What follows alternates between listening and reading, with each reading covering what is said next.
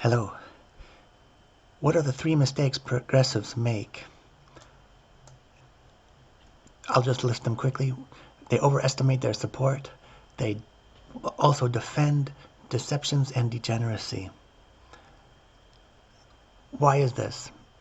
Well, first let's distinguish between democratic socialism and National Socialism.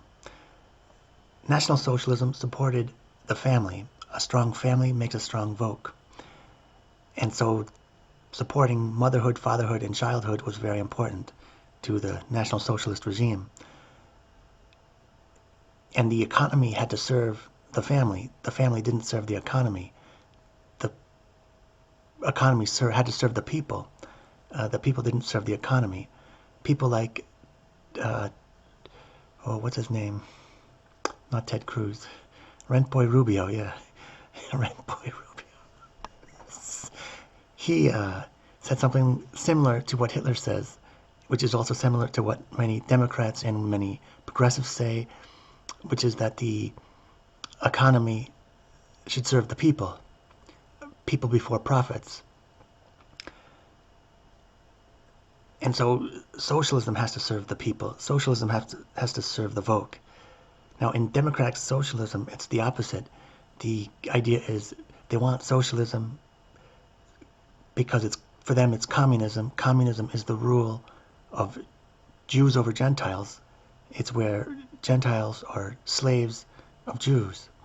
So this is why communism is evil and destructive of Gentile societies, because it turns Gentiles into slaves in the gulag. And so democratic socialism gets its origins out of democratic socialism. And so this creates one of their views is that the family is a pillar of capitalism. So the family is an enemy. And so they want to destroy the family by replacing the father with a welfare check, by kicking the mother into the workforce, just as the Rockefellers would like. And of course, they want access to the child as early as possible with pre-K child support and all this. And that basically splits the family up. It gives the perverts access to the child rather than having a mother and father take care of the child. And the family is split up. And that's easy to rule and destroy a Gentile nation. And they love promoting the degeneracy on the side like that.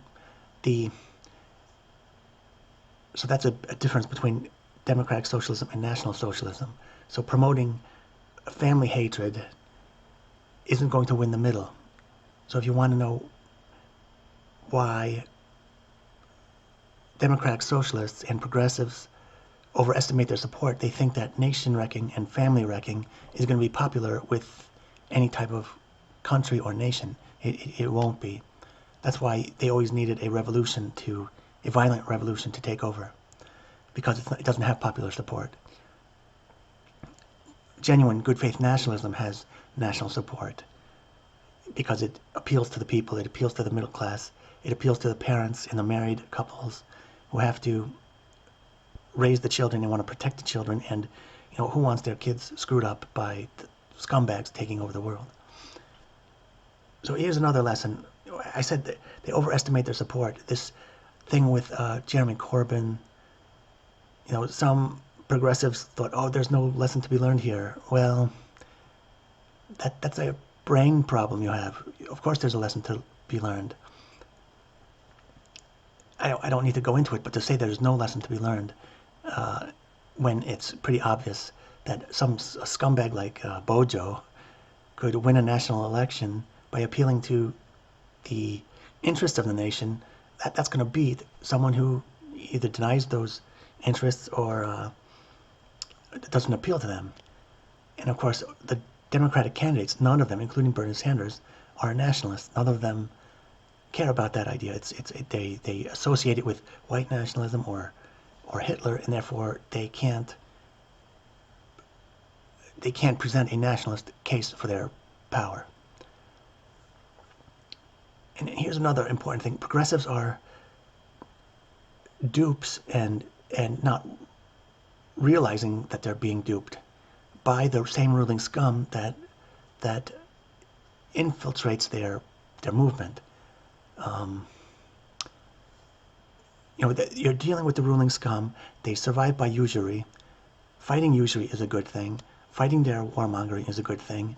Those are the two good things that really should be the core definition of a progressive. Somebody who's fighting state usury and fighting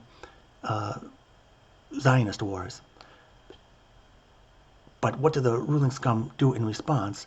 They try to shitwash you. This guy Miles Mathis calls it blackwashing. Basically, it's putting disgusting, filthy things into your movement that you know are either degenerate or deceptions. And so this turns something that could be powerful into something that's ridiculous. And so having all this transsexuality stuff is shitwashing.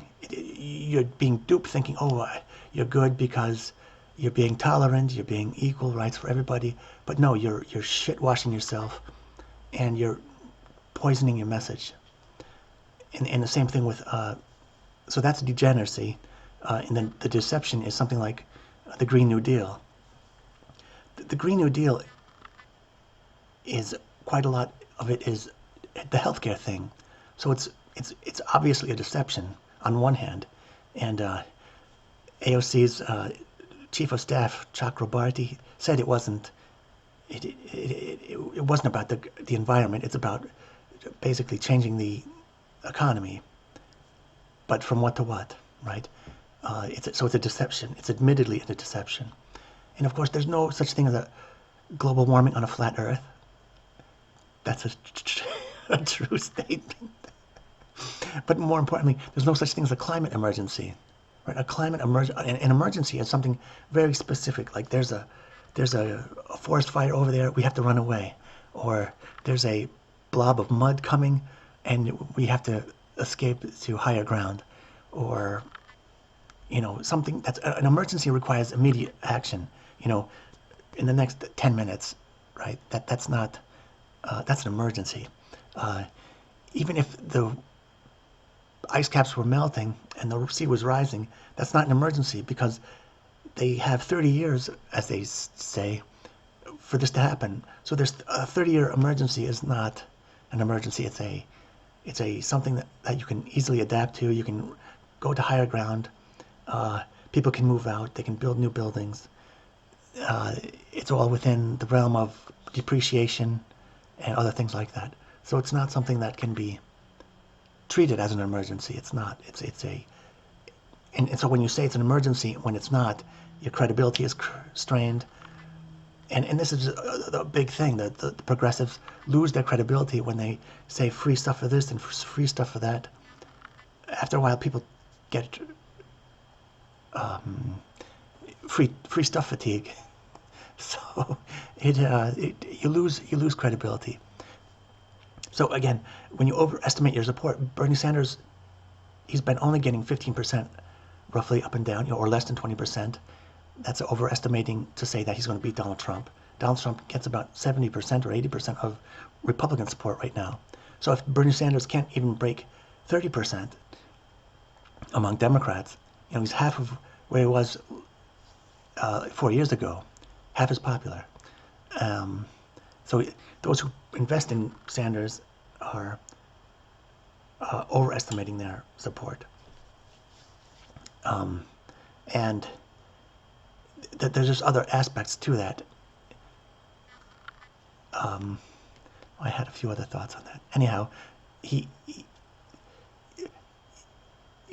he can't win a decisive majority now, then he's a weak candidate.